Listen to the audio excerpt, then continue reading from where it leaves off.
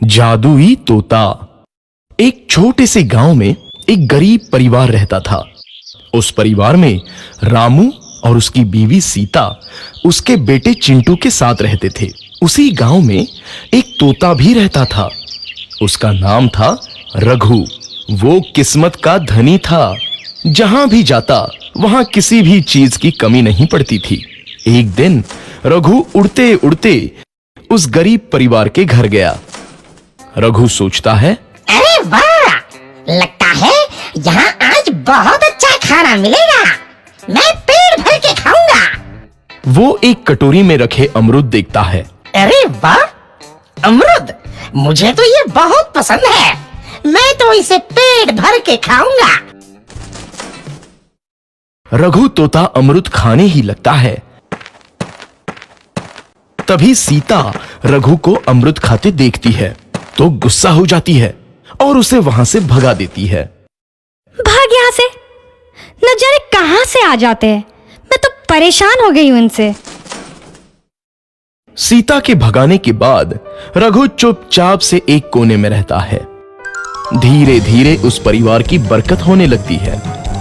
एक दिन रामू और सीता खाना खाते वक्त बातें करते हैं। आजकल हमारी बहुत तरक्की हो रही है, काम भी अच्छा चल रहा है। रामू कहता है। इस पर सीता कहती है, सच कहा, भगवान हमेशा ऐसे ही हम पर मेहरबान रहे। बेटा चिंटू भी कहता है, पिताजी, मुझे खिलौना लेके दो ना, मेरे सभी दोस्तों के पास है। रामू कहता है, ठीक है, जरूर लाऊंगा। सीता कहती है, कितने खुश है सब, मेरे परिवार को किसी की नजर ना लगे।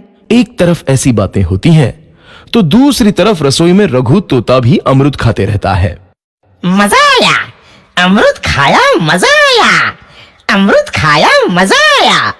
तभी सीता रसोई में आती है और रघु तोते को अमरूद खाते देख बहुत गुस्सा होती है। सीता रघु को बाहर निकालने के लिए पिंजरे में अमरूद रखती है। रघु जब अमरूद खाने लगता है तो पिंजरे का दरवाजा बंद हो जाता है और वो उसमें फंस जाता है। मुझे बाहर निकालो, मैं यहाँ फंस गया हूँ, मुझे बचाओ। अगले दिन सीता पिंजरा उठाकर बाहर दूर उस रघु को छोड़ देती है। रघु के जाते ही उनके घर आई बरकत धीरे धीरे कम हो जाती है। उन्हें बहुत घाटा होता है। सीता कहती है, ये क्या हो रहा है? अचानक इतना कैसे बदल गया? अभी तक तो सब कुछ अच्छा चल रहा था। रामू कहता है, लगता है भगवान हम पर रूठ गए हैं। चिंटू भी कहता है, लगता है अब मुझे खिलौने भी नहीं मिलेंगे। और वो रोने लगता है और बाहर चला जाता है। कुछ दिन बाद रघु तोता फिर से उस घर में आता है। वापस आया, मैं वापस आया, अब मैं जमकर अमरूद खाऊंगा। रघु सीधा रसोई घर में चला जाता है और अमरूद खाने लगता है। कुछ देर बाद सीता रसोई में आती है और रघु को देख कहती है, एक तो घर में पहले से इतनी दिक्कत चल रही है और ऊपर से ये तोता मुझे और परेशान कर रहा है। सीता रघु को वहां से भगा देती है। रघु उड़कर किसी कोने में छुप जाता है। कुछ दिन बाद धीरे धीरे उस घर की बरकत वापस आने लगती है।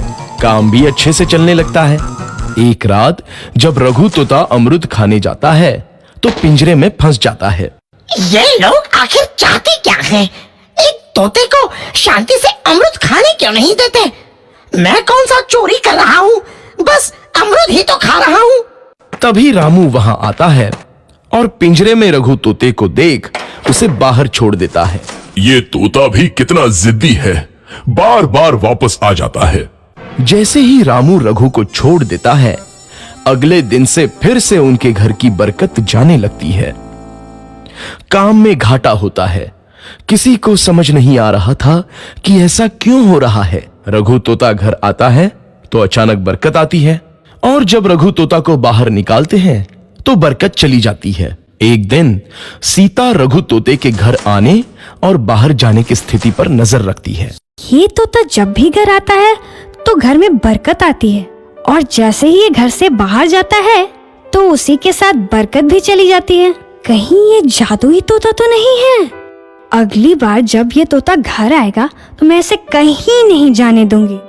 सीता रघु का बहुत इंतजार करती है लेकिन रघु तोता दोबारा उस घर में कभी नहीं आता।